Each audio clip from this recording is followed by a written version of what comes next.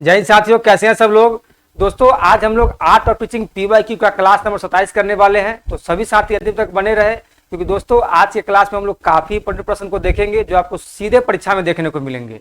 तो जो भी साथी चैनल को सब्सक्राइब नहीं किए हैं, चैनल को सब्सक्राइब कर दे, वीडियो को लाइक कर दे और अपने दोस्तों में शेयर कर दे। तो दोस्तों आइए हम लोग बिना समय गवाए आज की क्लास शुरू करते हैं। देखिए मेरे साथी, क्वेश्चन नंबर 1 स्क्रीन पर आ चुका है। सभी साथी इस क्वेश्चन को ध्यानपूर्वक पढ़िए और इसका जवाब कमेंट बॉक्स में लिखिए। और सभी साथी से आग्रह है कि आप सभी साथी एक पेन और पेपर लेकर के बैठे। जो भी क्वेश्चन आपको स्क्रीन पर दिख रहा है, सभी क्वेश्चन का जवाब आप लोग अपने पेपर में नोट डाउन करते जाइए और अंत में मुझे कमेंट करके बताइए कि आपका सही स्कोर कितना आ रहा है। तो आइए मेरे साथी हम लोग क्वेश्चन नंबर 1 को देखते हैं। इसमें बोला शिक्षा का कानून 2009 के संदर्भ में कौन सा कथन सत्य नहीं है। बताइए मेरे साथी, शिक्षा का कानून 2009 के संदर्भ में कौन सा कथन सत्य नहीं है, हमको वो बताना है। तो 4 ऑप्शन को आप देखिए ध्यानपूर्वक, सभी साथी इसको पढ़िए और इसका जवाब कमेंट बॉक्स में लिखिए। ऑप्शन नंबर ए में बोला है यह 6 से 14 वर्ष के बच्चों को शामिल करता है। मेरे साथी ये सही बात बोल रहा है, एकदम सही जवाब है ये। बी में है यह केंद्र सरकार का उत्तरदायित्व है। सी में है संबंधित सरकार को शिक्षकों के प्रशिक्षण की व्यवस्था करनी चाहिए। डी में है संबंधित सरकार को शैक्षिक कैलेंडर तय करना चाहिए। बताइए मेरे साथी इसका सही जवाब क्या होगा। संबंधित सरकार को शैक्षिक कैलेंडर तय करना चाहिए, ये तो बात शिक्षा का कानून 2009 के संदर्भ में सही है। संबंधित सरकार को शिक्षकों के प्रशिक्षण की व्यवस्था करनी चाहिए, ये बात इसके अकॉर्डिंग सही है। तो हमको तो तलाशना है गलत। तो गलत क्या हो जाएगा, यह केंद्र सरकार का उत्तरदायित्व है। मेरे साथी ये केंद्र सरकार का दायित्व नहीं है, ठीक है। तो क्या होगा, क्वेश्चन नंबर 1 का option number B is the right answer. Question number 2 में आइए। क्वेश्चन नंबर 2 में क्या बोला है, रटने की प्रवृत्ति के परिणाम स्वरूप। बताइए रटने की प्रवृत्ति के परिणाम स्वरूप क्या होता है। तो ऑप्शन नंबर ए में है बुद्धि मंद होती है। बी में है व्यक्ति पाठ्यक्रम के अतिरिक्त कुछ और पढ़ने में रुचि नहीं लेता। सी में है वास्तविक चिंतन की प्रक्रिया बाधित होती है। डी में है व्यक्तित्व का सही रूप से विकास नहीं होता। बताइए मेरे साथियों इसका सही जवाब क्या होगा। तो मेरे साथी इसका सही जवाब हो जाएगा वास्तविक चिंतन की प्रक्रिया बाधित होती है। Option number C is the correct answer, ठीक है। चलिए हम लोग क्वेश्चन नंबर 3 में आएंगे। देखिए मेरे साथियों क्वेश्चन नंबर 3 में क्या बोला जा रहा है, क्यों कुछ समय के बाद पाठ्य पुस्तकें परिवर्तित होनी चाहिए। बताइए मेरे साथी, क्यों कुछ समय के बाद पाठ्य पुस्तकों को परिवर्तित किया जाना चाहिए। तो आइए हम लोग ऑप्शन में देखते हैं। ऑप्शन नंबर ए में बोला है क्योंकि छात्र एक ही पाठ्य पुस्तक पढ़ते हुए ऊब जाते हैं। बी में है ज्ञान के बढ़ने के साथ पुस्तकों में परिवर्तन आवश्यक है। सी में है यह प्रकाशकों की आर्थिक सुरक्षा सुनिश्चित करने के लिए आवश्यक है। डी में है यह शिक्षकों को जीवन पर्यंत अध्ययनशील बनाए रखने के लिए आवश्यक है। तो बताइए मेरे साथी इसका सही जवाब क्या होगा। तो मेरे साथी इसका सही जवाब हो जाएगा ज्ञान के बढ़ने के साथ पुस्तकों में परिवर्तन आवश्यक है। Option number B is the right answer, ठीक है मेरे साथियों। चलिए हम लोग क्वेश्चन नंबर 4 पे आते हैं। क्वेश्चन नंबर 4 में क्या बोला है, जब लड़कियों को शिक्षा के अवसर प्राप्त होते हैं, जब लड़कियों को शिक्षा के अवसर प्राप्त होते हैं तो वे लड़कों से पीछे नहीं रहती। सही बात है मेरे साथी, जब लड़कियों को शिक्षा के अवसर प्राप्त होते हैं तो वो लड़कों से पीछे नहीं रहती है। जैसा कि पिछले कुछ वर्षों के दौरान उच्च विद्यालयों एवं इंटरमीडिएट के उपलब्धि परिणामों में देखा गया है। इसका कारण है, तो बताइए मेरे साथ इसका क्या कारण है। तो ऑप्शन नंबर ए में दिया है लड़कियां क्षमता एवं बुद्धिमत्ता में किसी प्रकार भी लड़कों से कम नहीं होती। तो मेरे भाई ये तो बात एकदम सही बोल रहा है, लड़की क्षमता एवं बुद्धिमत्ता में किसी प्रकार से भी लड़कों से कम होती है क्या, नहीं होती है। ये तो सही बात बोला है। बी में लड़कियां घर पर होती है और उनके पास काफी समय होता है। बात भी सही बोल रहा है, जिसका इस्तेमाल वे पढ़ाई के लिए करती हैं, जबकि लड़के गलियों में व्यर्थ घूमकर काफी समय नष्ट करते हैं। तो मेरे भाई ये भी बात एकदम सही बोल रहा है, लड़कियां अपने समय का सदुपयोग करती है, लड़का अपने समय का यूं ही नष्ट करता है, जहां तहां आवारागर्दी करते रहता है। तो ये बात सही है। सी में बालिका विद्यालयों में विद्यमान शिक्षा का उच्च स्तर उनकी बुद्धिमत्ता की कमी की पूर्ति करती है। मेरे भाई यही बात एकदम सही बोल रहा है। तो इसका क्या हो जाएगा आंसर, तो मेरे भाई इसका आंसर हो जाएगा option number D is the right answer, ठीक है। सभी साथियों को समझ में आया। चलिए हम लोग क्वेश्चन नंबर 5 में आते हैं। आइए मेरे साथियों क्वेश्चन नंबर 5 में बोला है एक छात्र की माँ आपसे अनुरोध करती है कि आप उस छात्र की परीक्षा में अच्छे अंक दे, इस पर आपकी क्या प्रतिक्रिया होगी। मेरे साथी, आप किसी क्लासरूम में शिक्षक है, किसी विद्यालय में शिक्षक है, एक बच्चे की माँ जाती है और आपसे कहती है कि उनके बच्चों को आप परीक्षा में अच्छा मार्क्स दे दे, तो आपकी क्या प्रतिक्रिया होगी, आप क्या करेंगे और या उनकी माँ को आप क्या बोलेंगे। तो ऑप्शन नंबर ए बोला है आप उसे डांटेंगे एवं अपमानित करेंगे जिससे वे फिर कभी ऐसा अनुरोध ना करे। तो मेरे साथ ही ऐसा नहीं करना है, डांटना नहीं और नहीं अपमानित करना है, उनको क्या करना है, प्रेम से समझाना है, तो ये गलत हो जाएगा। बी में आप उनसे नम्रता पूर्वक कहेंगे कि ऐसा करना वास्तविक रूप से संभव नहीं है। तो मेरे साथ ये तो एकदम आप सही बात बोला गया है, एकदम नम्रता पूर्वक कहने की बात है कि ऐसा करना उनके बस में भी नहीं और ये बच्चों के हित में भी सही नहीं होगा। तो सही जवाब तो लग रहा है, लेकिन और हम लोग पढ़ लेते हैं। आप उसे कोई प्रतिक्रिया नहीं देंगे, नहीं भाई प्रतिक्रिया तो देना पड़ेगा। डी में है आप कम से कम एक बार उसका अनुरोध स्वीकार कर लेंगे, नहीं भाई ऐसा काम के लिए अनुरोध स्वीकार नहीं करना है, समझे। तो क्या होगा इसका सही जवाब, option number B is the right answer. आप उनसे नम्रता पूर्वक कहेंगे कि ऐसा करना वास्तविक रूप से संभव नहीं है। ठीक है, चलिए हम लोग क्वेश्चन नंबर 6 में आते हैं। क्वेश्चन नंबर 6 में क्या बोला है मेरे साथियों, छात्रों में स्वास्थ्य संबंधी प्रवृत्तियां लाने के लिए आप क्या करेंगे, बताइए मेरे साथी। छात्रों में स्वास्थ्य संबंधी प्रवृत्तियां लाने के लिए आप क्या करेंगे। तो ऑप्शन नंबर ए में बोला है उनके माता पिता अभिभावक पर दबाव डालेंगे कि वे उनमें ऐसी प्रवृत्तियां डालें। बी में है आप अपनी आदतों प्रवृत्तियों को अच्छी प्रवृत्तियों के रूप में प्रोत्साहित करेंगे और तब उनमें स्वास्थ्य संबंधी प्रवृत्तियां विकसित करेंगे। सी में है स्वास्थ्य संबंधी प्रवृत्तियां पर कक्षा में अक्सर परिचर्चा एवं वाद विवाद करेंगे। डी में इस राय का समर्थन करते हैं कि स्वास्थ्य संबंधी प्रवृत्तियां आनुवांशिक होती है और इस संबंध में कुछ नहीं किया जा सकता। नहीं भाई, ऐसा जहां भी ऑप्शन दिख जाए ना सीधे काटना है। स्वास्थ्य संबंधी ठीक है, कुछ चीजों में आनुवांशिक होती है लेकिन सब चीज में नहीं होती है। आप उस चीज को वाद विवाद चर्चा के माध्यम से आप अपने क्लासरूम में उस चीजों को दूर करने का प्रयास करेंगे। मान लीजिए कोई बच्चा को किस तरह का शारीरिक विकार है, आप उसको खुला मंच देंगे, उससे आप खुल के बात करेंगे, उसको बोलने का मौका देंगे, तो अपनी कमी को बताएगा, तो आप उसका कुछ ना कुछ तो प्रिस्क्रिप्शन देंगे ना, या आप उसे डॉक्टर के पास जाने के लिए कहेंगे, या आप विद्यालय में डॉक्टर को बुलवा देंगे। तो यहाँ पे बोल रहा है कि समर्थन करते हैं कि स्वास्थ्य संबंधी प्रवृत्तियां आनुवांशिक होती है, इस संबंध में कुछ नहीं किया जा सकता। ऐसा अगर आप पहले ही सोच लेंगे तो आप कुछ करेंगे, कुछ नहीं करेंगे। तो ऐसा जहां ऑप्शन दिखे सीधा काट देना है। इसका सही जवाब क्या होगा, तो मेरे साथ इसका सही जवाब होगा option number C is the right answer. स्वास्थ्य संबंधी प्रवृत्तियां पर कक्षा में अक्सर परिचर्चा एवं वाद विवाद करेंगे ताकि बच्चा अपने स्वास्थ्य के प्रति जागरूक रहेंगे। ठीक है, चलिए हम लोग क्वेश्चन नंबर 7 में आते हैं। क्वेश्चन नंबर 7 में क्या है, कौन सा प्रश्न समस्या मूलक है, बताइए मेरे साथी। इसमें से आपको 4 ऑप्शन जो दिया गया है, इसमें से कौन आपको समस्या मूलक प्रश्न दिख रहा है। तो ऑप्शन नंबर ए में है क्या होता अगर पृथ्वी के समस्त पेड़ पौधे नष्ट हो गए होते। बी में औरंगजेब की मराठा नीति के क्या परिणाम थे और या हुए। सी में है बिहार की मुख्य अन्न फसलें कौन सी है। डी में सूती कपड़े किससे बने होते हैं, बताइए मेरे साथी, सूती कपड़े किससे बने होते हैं। इसका सही जवाब क्या होगा, समस्या मूलक हमको बताना है। तो समस्या मूलक जवाब हो जाएगा क्या होता अगर पृथ्वी के समस्त पेड़ पौधे नष्ट हो गए होते। Option number A is the right answer. ठीक है, चलिए हम लोग क्वेश्चन नंबर 8 में चलते हैं। ये दोस्तों हम लोग क्वेश्चन नंबर 8 देखेंगे। देखिए क्वेश्चन नंबर 8 में क्या बोला जा रहा है, छात्रों को मार्गदर्शन दी जाती है, छात्रों को क्लासरूम में मार्गदर्शन दी जाती है जिससे वे अपनी पहचान कर अपनी क्षमताओं को विकसित करते हैं। मेरे साथी, जिससे वे अपनी क्षमताओं को पहचान कर विकसित करते हैं। इस संदर्भ में निम्न में से कौन सा कथन सही नहीं है। तो मेरे साथी जो ये 4 ऑप्शन दिया गया है, इसमें से कौन सा मार्गदर्शन के विषय में सही नहीं है वो हमको बताना है। तो ऑप्शन नंबर ए बोला बिना दृष्टि के मार्गदर्शन के अच्छी शिक्षा संभव नहीं है। तो मेरे साथ ये तो सही बात बोल रहा है मार्गदर्शन के विषय में, लेकिन हमको तो बताना है जो कथन गलत है। बी में है प्रभावी शिक्षक की अनुपस्थिति में मार्गदर्शन सफल नहीं हो सकती, सही बोल रहा है। प्रभावी शिक्षक की अनुपस्थिति में मार्गदर्शन सफल नहीं हो सकता है, तो ये भी बात सही बोल रहा है। सी में मार्गदर्शन और शिक्षा एक दूसरे के पूरक है, मेरे साथ ये भी बात सही बोला है, मार्गदर्शन और शिक्षा एक दूसरे के पूरक है। अब डी में क्या बोल रहा है, शिक्षा के प्रारंभिक चरण में मार्गदर्शन कहीं अधिक महत्वपूर्ण है शिक्षा की बाद की चरणों की तुलना में। नहीं भाई, सब जगह मार्गदर्शन एक ही समान होता है, कहीं भी कम और कहीं कहीं भी बेसी नहीं होता है।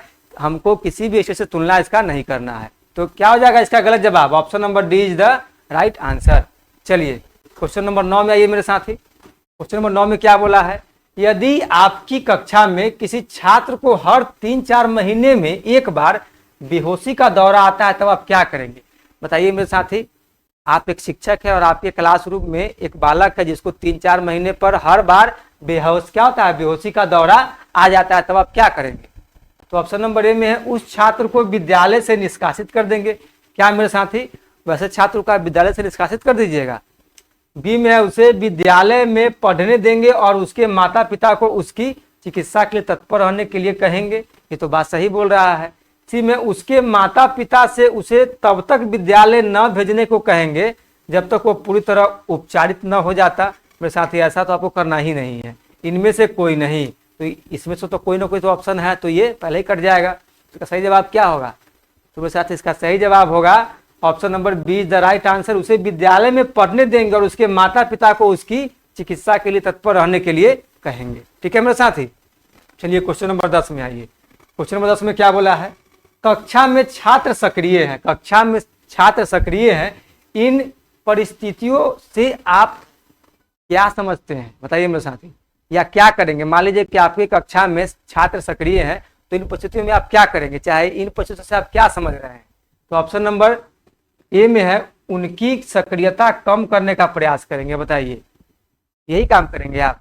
क्लासरूम में मेरे भाई आप शिक्षक हैं और आपके क्लासरूम में बच्चे सक्रिय हैं, तो आप उनकी सक्रियता को कम करने का प्रयास करेंगे। तो पहले ही गलत हो गया।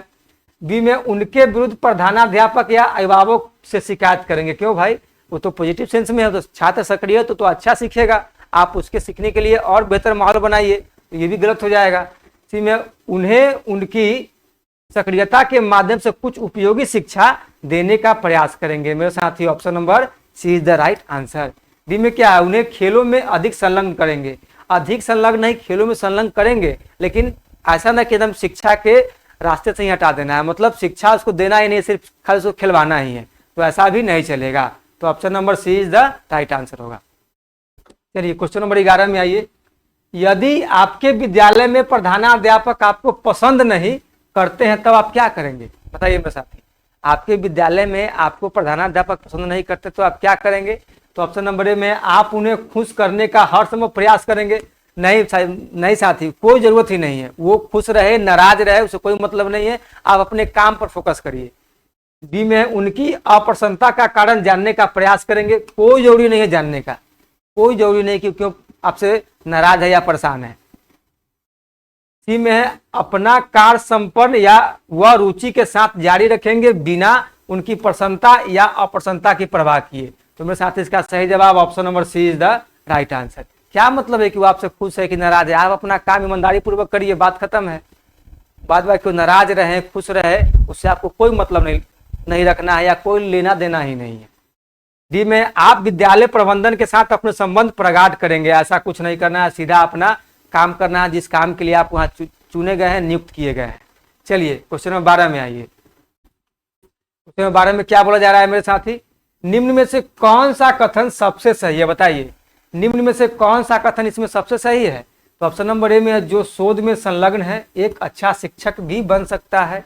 बी में है वह जो कक्षा में पढ़ाने के अतिरिक्त कुछ भी नहीं करता अच्छा शिक्षक बन सकता है। सी में एक अच्छा शिक्षक वही बन सकता है जो एक्शन रिसर्च को शिक्षण पर वरीयता देता है। डी में इनमें से कोई नहीं। बताइए मेरे साथी इसका सही जवाब क्या होगा? मेरे साथ इसका सही जवाब हो जाएगा एक अच्छा शिक्षक वही बन सकता है जो एक्शन रिसर्च को शिक्षण पर वरीयता देता है। ठीक है, क्या हो जाएगा? Option number C is the right answer. चलिए क्वेश्चन नंबर 13 में आइए।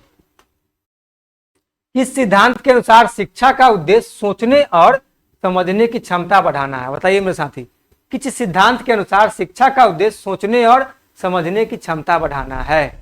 बताइए क्या होगा इसका सही जवाब? ऑप्शन नंबर ए में संज्ञानात्मक दृष्टिकोण, बी में है व्यवहारवादी दृष्टिकोण, सी में है सामाजिक सांस्कृतिक दृष्टिकोण, डी में है मानवतावादी दृष्टिकोण। बताइए मेरे साथी, क्या सही जवाब हो जाएगा? Option number A is the right answer, संज्ञानात्मक दृष्टिकोण। चलिए क्वेश्चन नंबर 14 में चलते हैं। इसमें क्या बोला है? शिक्षण के उद्देश्य में से कौन सा उद्देश्य नहीं है, बताइए। शिक्षण के उद्देश्य में से कौन सा उद्देश्य नहीं है, हमको बताना है। तो ऑप्शन नंबर ए में ज्ञान समझ का विकास, ज्ञान और समझ का विकास। बी में आत्मनिर्भरता और क्षमता का विकास। सी में प्रतिस्पर्धा और तुलना की भावना। डी में नैतिक और मूल्य विकास। बताइए मेरे साथी, इसका सही जवाब क्या होगा? Option number C is the right answer. चलिए क्वेश्चन नंबर 15 में चलते हैं। इसमें क्या बोला है? प्रॉब्लम आधारित शिक्षा पीबीएल में छात्रों की भूमिका क्या होती है? बताइए मेरे साथी, प्रॉब्लम आधारित शिक्षा पीबीएल में छात्रों की भूमिका क्या होती है? पीबीएल का फुल फॉर्म क्या होगा? Problem based learning. बताइए इसका सही जवाब क्या होगा? ऑप्शन नंबर ए में है समस्याओं का समाधान खोजना और टीम में काम करना। बात तो सही बोल रहा है, समस्या समाधान खोजना है, समस्या समाधान चर्चा, यही बात क्या है? पॉजिटिव लग रहा है। समाधान खोजना, यही बात पॉजिटिव लग रहा है। शिक्षक के निर्देश का पालन करना, तो मेरे साथी इसमें निर्देश का पालन नहीं करना है। तो बताइए आपको तो 3 गो ऑप्शन सही लग रहा है, इसका सही ऑप्शन कौन जाएगा? तो मेरे साथी इसका सबसे एग्जैक्ट आंसर जाएगा option number A is the right answer. और पीबीएल का क्या होता है मेरे साथी? Full form problem based learning. ठीक है, जिसको हम हिंदी में बोलते हैं प्रॉब्लम आधारित शिक्षा। ठीक है, चलिए हम लोग क्वेश्चन नंबर 16 देखेंगे मेरे साथियों। क्वेश्चन नंबर 16 में क्या बोला जा रहा है?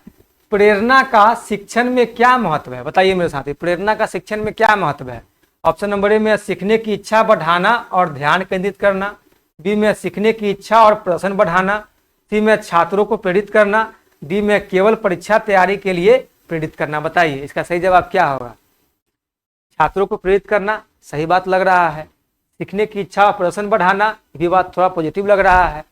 ए में क्या है? सीखने की इच्छा बढ़ाना और ध्यान केंद्रित करना।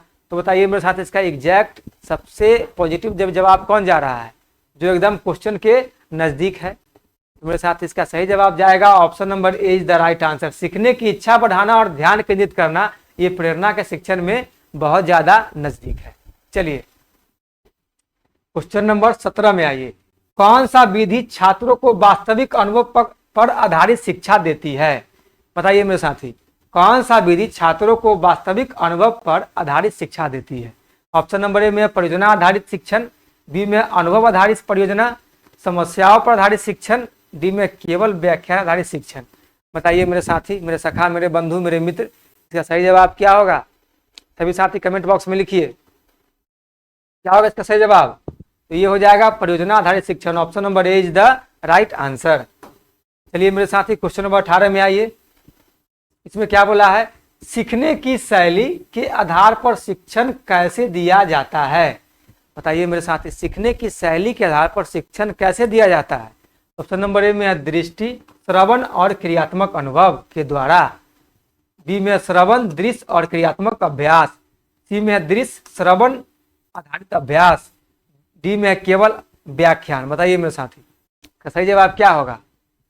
इसका सही जवाब हो जाएगा option number A is the right answer. दृष्टि, श्रवण और क्रियात्मक अनुभव के द्वारा सीखने की शैली में शिक्षण दिया जाता है। दृष्टि मतलब होता है देखना, श्रवण मतलब होता है सुनना, और क्रियात्मक अनुभव मतलब होता है स्वयं काम करके अनुभव प्राप्त करना। ठीक है, चलिए क्वेश्चन नंबर 19 में चलते हैं। क्वेश्चन नंबर 19 में क्या है? शिक्षण की परिभाषा किसने दी है? बताइए मेरे साथी, ये तो सभी साथी का जवाब एकदम राइट जाना चाहिए। शिक्षण की परिभाषा किसने दी है? ऑप्शन नंबर ए में है जॉन डुई। बी में है जीन पियाजे। सी में है लेव वाइगोस्की। डी में है बीएफ स्किनर। बताइए मेरे साथ इसका सही जवाब क्या होगा? इसका सही जवाब होगा John dewy. Option number A is the right answer. चलिए क्वेश्चन नंबर हम लोग 20 देखेंगे। क्वेश्चन नंबर 20 में क्या बोला है मेरे साथी? सक्रिय शिक्षण, सक्रिय शिक्षण का मुख्य उद्देश्य क्या है? बताइए मेरे साथी, सक्रिय शिक्षण का मुख्य उद्देश्य क्या है? ऑप्शन नंबर ए में छात्र की भागीदारी बढ़ाना और सीखने की क्रिया। बी में सक्रिय भागीदारी और संवाद। सी में छात्र केंद्रित सीखना और संवाद। डी में शिक्षक निर्देश का पालन। बताइए इसका सही जवाब क्या जा रहा है मेरे साथी? देखिए, छात्र केंद्रित सीखना और संवाद, ये एकदम एग्जैक्ट जवाब जा रहा है। सक्रिय भागीदारी और संवाद, ये भी एग्जैक्ट जवाब जा रहा है। छात्र की भागीदारी बढ़ाना और सीखने की क्रिया, ये भी मेरे साथ एग्जैक्ट जा रहा है। लेकिन इसका एग्जैक्ट क्वेश्चन के नजदीक सबसे बेस्ट जवाब कौन होगा? बताइए। इसमें हमको 3 को जवाब सही है, लेकिन सबसे बेस्ट जवाब कौन होगा? बताइए मेरे साथी, तो इसका सबसे बेस्ट जवाब हो जाएगा छात्र की भागीदारी बढ़ाना और सीखने की क्रिया। Option number A is the right answer. जहां पे आप टीच कर रहे हैं वहां पे क्या करें, बच्चों को आप सक्रिय करें, बच्चों को ज्यादा अवसर दे, बच्चों को सीखने का ज्यादा माहौल बनाए, बच्चों को लर्निंग बाय डूइंग करने दे, ताकि बच्चा स्वयं से एक्सपीरियंस, स्वयं से अनुभव प्राप्त करके सीखे। ठीक है, तो इसलिए छात्र की भागीदारी ज्यादा बढ़ाइए और सीखने की क्रिया, मतलब बच्चा स्वयं से चीजों को करे और सीखे। ठीक है, इसलिए ये जाएगा option number A is the right answer. वैसे ये दोनों भी सही है। चलिए क्वेश्चन नंबर 21 में आते हैं। स्वशिक्षण सेल्फ लर्निंग में शिक्षक की भूमिका क्या होती है, बताइए मेरे साथी। स्वशिक्षण सेल्फ लर्निंग में शिक्षक की भूमिका क्या होती है? तो ऑप्शन नंबर ए में मार्गदर्शन देना और मदद करना, बी में सहायक और मार्गदर्शन, सी में निर्देशन और समर्थन, डी में केवल जानकारी देना। बताइए इसका सही जवाब क्या होगा मेरे साथी? इसका सही जवाब हो जाएगा मार्गदर्शन देना और मदद करना। यही क्या है, स्वशिक्षण में शिक्षक की भूमिका होती है। बात समझे कि नहीं? स्वशिक्षण में शिक्षक की भूमिका यही है कि आपको मार्गदर्शन देना है और मदद करना है। ठीक है, चलिए देखिए बी में सहायक और मार्गदर्शन भी होगा, लेकिन इससे बेस्ट जा रहा है option number A is the right answer. चलिए क्वेश्चन नंबर 22 में आइए। ऐसे ऐसे क्वेश्चन है मेरे साथी कि आपको इसमें 2-3 ऑप्शन सही लगेंगे और सही होते ही हैं, लेकिन आपको उसमें से भी बेस्ट ऑप्शन तलाशना है। क्वेश्चन नंबर 22 में देखिए, निम्नलिखित में से कौन सा समावेशी कक्षा में सबसे अधिक महत्वपूर्ण है? बताइए मेरे साथी, हमको तलाशना है इसमें से कि कौन समावेशी कक्षा में सबसे अधिक महत्वपूर्ण है। तो ऑप्शन नंबर ए में है विशिष्ट शिक्षा योजना, बी में है एकरूप निर्देश, सी में है मानकीकृत परीक्षण, डी में है प्रतियोगी अधिगम को बढ़ावा देना। तो मेरे साथी जहां समावेशी में दिख जाए ना प्रतियोगी अधिगम को बढ़ावा देना, देखते काट देना है, मानकीकृत दिख जाए ना सीधे काटना है। ये सब क्या है, नेगेटिव वर्ड है। एकरूप निर्देश जहां पे दिख जाए ना एकरूप निर्देश, इसको भी काट देना है। तो इसका सही जवाब क्या हो जाएगा, विशिष्ट शिक्षा योजना। Option number A is the right answer. चलिए क्वेश्चन नंबर 23 में चलते हैं। इसमें देखिए मेरे साथियों क्या बोला जा रहा है, अंतःक्रियात्मक शिक्षण का मुख्य उद्देश्य क्या है? बताइए मेरे साथी, अंतःक्रियात्मक शिक्षण का मुख्य उद्देश्य क्या है? ऑप्शन नंबर ए में शिक्षक और छात्र के बीच संवाद, बी में संवाद और सक्रिय भागीदारी, सी में विचारों का आदान प्रदान, डी में केवल शिक्षक निर्देश। बताइए मेरे साथ इसका सही जवाब क्या होगा? इसका सही जवाब हो जाएगा शिक्षक और छात्र के बीच संवाद। Option number A is the right answer.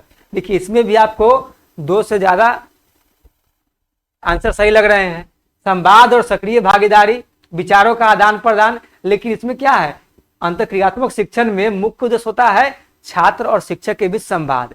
तो इसका सही जवाब होगा option number A is the right answer. बहुत सारे साथी बोलेंगे सर संवाद यहाँ भी और सक्रिय भागीदारी भी यहाँ भी है, लेकिन यहाँ भाई शिक्षक है और शिक्षक और छात्र के बीच की संवाद होता है अंतःक्रियात्मक शिक्षण। बात समझे कि नहीं? तो यहाँ शिक्षण नहीं है, इसमें भी शिक्षण नहीं है, सिर्फ लिखा है विचारों का आदान प्रदान, इसलिए ये नहीं होगा। अगर ये नहीं रहे तो अब संवाद और सक्रिय भागीदारी जा सकता है, लेकिन अगर ये है तो ऑप्शन नंबर ए ही आपको राइट आंसर होगा। ठीक है, चलिए मेरे साथी क्वेश्चन नंबर 24 में आते हैं।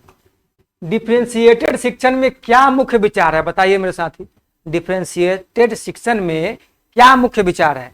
तो ऑप्शन नंबर ए में है छात्रों की अलग अलग क्षमता के अनुसार शिक्षण, बी में है अलग अलग क्षमता के अनुसार निर्देश, सी में है छात्रों की क्षमता अनुसार शिक्षा, डी में है समान सामग्री सभी को देना। बताइए मेरे साथी इसका सही जवाब क्या है? देखिए छात्रों की क्षमता अनुसार शिक्षा, ये बात सही बोल रहा है। अलग अलग क्षमता के अनुसार निर्देश, देखिए मेरे साथी अलग अलग क्षमता के अनुसार आप निर्देश भी दे सकते हैं, ऐसा कोई बात नहीं है, लेकिन कहीं ना कहीं निर्देश क्या हो जाता है, आपको निगेटिव टर्म में ले जाता है, तो हमको वहां भी थोड़ा रुकना है और बेस्ट ऑप्शन देखना है।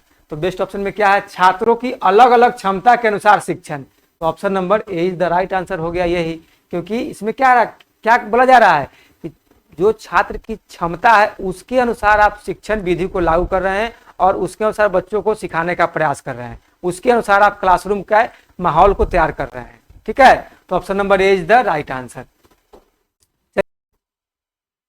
आइए दोस्तों हम लोग क्वेश्चन नंबर 25 देखेंगे। देखिए मेरे साथ क्वेश्चन नंबर 25 में क्या बोला है, पीयर ट्यूटरिंग का मुख्य लाभ क्या है? पीयर ट्यूटरिंग का मतलब क्या होता है मेरे साथी? तो पीयर ट्यूटरिंग का मतलब होता है सहपाठी शिक्षण या समकक्ष छात्र शिक्षण। मान लीजिए कि आपके क्लास में बहुत सारे बच्चे हैं इसमें से एक बच्चा मैथ्स में काफ़ी कमज़ोर है और एक बच्चा मैथ्स में काफ़ी तेज है, तो जो बच्चा तेज है उसको आप निर्देश देते हैं कि देखो बाबू, ये छात्र थोड़ा कमज़ोर है, ये तुम्हारा साथी है, थोड़ा सा तुम इसको मैथ को बनाने में सॉल्व कर दो, मतलब मदद कर दो। तो वो जो बच्चा उसकी मदद जो कर रहा है मैथ को बनवाने में या उसको सिखलाने में, उसी को हम लोग बोलते हैं पीर ट्यूटरिंग। समझ में आया? तो आइए हम लोग अब इसका देखते हैं मुख्य लाभ क्या होगा। छात्र छात्र में सीखने का सहयोग, हमको फर्स्ट में सही जवाब मिल गया। सहयोग और मार्गदर्शन, यही बात सही है, लेकिन इससे बेस्ट यही है, छात्र छात्र लिखा हुआ है। मदद और विचार साझा करना, तो मदद और विचार, ये भी मेरे साथ ही पॉजिटिव जवाब है। लेकिन क्या होता है पेडागोजी में, आपको बेस्ट ऑप्शन तलाशना है। शिक्षक निर्देश का पालन, इसका सही जवाब क्या होगा? Option number A is the right answer, छात्र छात्र में सीखने का सहयोग। चलिए मेरे साथ ही क्वेश्चन नंबर 26 में आते हैं। इसमें क्या बोला है?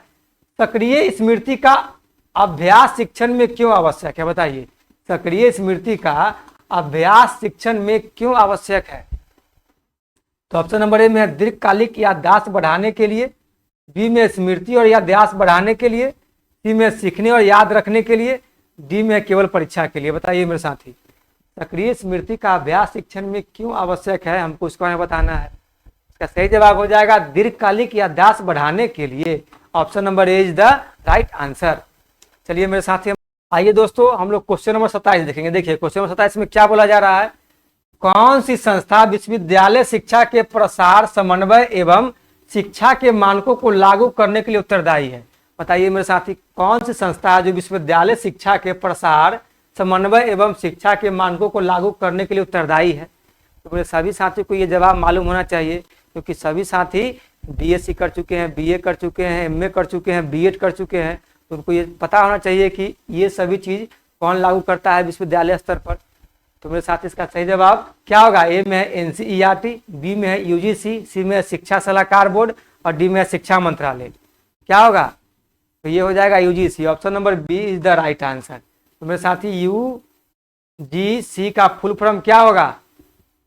बताइए मेरे साथी, यूजीसी का फुल फॉर्म होता है यूनिवर्सिटी ग्रांट कमीशन। क्या होगा? University grant commission. और ये क्या है? एनसीईआरटी। क्या है मेरे साथी? एनसीईआरटी। अब एनसीईआरटी का सभी साथी फुल फॉर्म कमेंट बॉक्स में लिखे, ठीक है? तो सभी साथी के लिए टास्क है, सभी साथी एनसीईआरटी का फुल फॉर्म कमेंट बॉक्स में लिखिए। आइए हम लोग क्वेश्चन नंबर 28 में चलते हैं। इसमें क्या बोला है? छात्रों की स्वायत्तता का अर्थ है। बताइए मेरे भाई, छात्रों की स्वायत्तता का क्या अर्थ होता है? तो ऑप्शन नंबर ए में है कक्षा में छात्रों की पूरी आजादी देना, बी में छात्रों द्वारा छात्र परिषद का चुनाव जो छात्रों के विकास हेतु प्रधानाध्यापक के निरीक्षण में कार्य करती है, सी में विद्यालय प्रबंधन में छात्रों की सहभागिता और डी में इनमें से कोई नहीं। बताइए मेरे साथ इसका सही जवाब क्या होगा? तो छात्रों की स्वायत्तता का अर्थ होता है कक्षा में छात्रों की पूरी आजादी देना, कक्षा में छात्रों की पूरी आजादी देना। बात समझे कि नहीं? यही छात्रों की स्वायत्तता का वास्तविक अर्थ होगा, ठीक है? तो option number A is the right answer. चलिए आइए दोस्तों हम लोग क्वेश्चन नंबर 29 देखेंगे। देखिए क्वेश्चन नंबर 29 में क्या बोला है मेरे साथी? पाठ्य योजना निर्माण के दौरान शिक्षक को किसे मुख्य निर्णायक तथ्य के रूप में ध्यान में रखना चाहिए? बताइए मेरे साथी, आप एक शिक्षक हैं, जब आप पाठ्य योजना तैयार करेंगे तो मुख्य रूप से निर्णायक तथ्य के रूप में आप किस चीज को ध्यान में रखकर तैयार करेंगे? बताइए सभी साथी। इसका सही जवाब क्या होगा? ऑप्शन नंबर ए में कक्षा के मध्यम छात्रों को भी पाठ्य योजना से लाभान्वित होना चाहिए। बात सही बोल रहा है। बी में शिक्षण उद्देश्य प्राप्त हो, डी में पाठ्यक्रम के लक्ष्य प्राप्त हो, डी में इनमें से सभी। बताइए मेरे साथी इसका सही जवाब क्या है? बताइए सभी साथी कमेंट बॉक्स में लिखिए। तो देखिए पाठ्यक्रम के लक्ष्य प्राप्त हो, बात सही बोल रहा है। शिक्षण उद्देश्य प्राप्त हो, ये बात सही बोल रहा है। कक्षा के मध्यम छात्रों को भी पाठ्य योजना से लाभान्वित होना चाहिए, बात एकदम सही बोल रहा है। तो मेरे साथ इसका सही जवाब हो जाएगा option number D is the right answer, इनमें से सभी। चलिए क्वेश्चन नंबर 30 में आते हैं। पाठ्यक्रम का सही अर्थ है। बताइए मेरे साथी, पाठ्यक्रम का सही अर्थ क्या है? तो ऑप्शन नंबर ए में सभी पाठ्यगामी क्रियाओं का समूह, बी में उन सभी अनुभवों का समूह जो विद्यालय छात्रों द्वारा अंतर्ग्रहित किया जाना चाहता है, सी में अनिवार्य एवं मैच्छिक विषयों का समूह और डी में शिक्षण सामग्री का समूह जिसे याद कर छात्र अपनी अपनी कक्षाओं में उत्तीर्ण होते हैं। बताइए पाठ्यक्रम का सही अर्थ क्या होगा? मेरे साथी पाठ्यक्रम का सही अर्थ हो जाएगा उन सभी अनुभवों का समूह जो विद्यालय छात्रों द्वारा अंतर्ग्रहित किया जाना चाहता है। Option number B is the right answer. तो बताइए मेरे साथियों, सभी साथियों को आज का क्लास कैसा लगा? मुझे आशा है कि मेरे सभी साथियों को आज का क्लास काफ़ी पसंद आया होगा। तो सभी साथी चैनल को सब्सक्राइब कर दीजिए, वीडियो को लाइक कर दीजिए और अपने दोस्तों में शेयर कर दीजिए। दोस्तों हम लोग फिर मिलेंगे नेक्स्ट क्लास में। उससे पहले सभी साथी कमेंट बॉक्स में बताइए कि उनका 30 में कितना मार्क्स मेरे साथी आ रहा है, 30 में कितना मार्क्स आ रहा है। तो दोस्तों हम लोग फिर मिलेंगे नेक्स्ट क्लास में नए नए क्वेश्चन, नए टॉपिक के साथ। तो आज के लिए इतना ही, धन्यवाद, जय हिंद।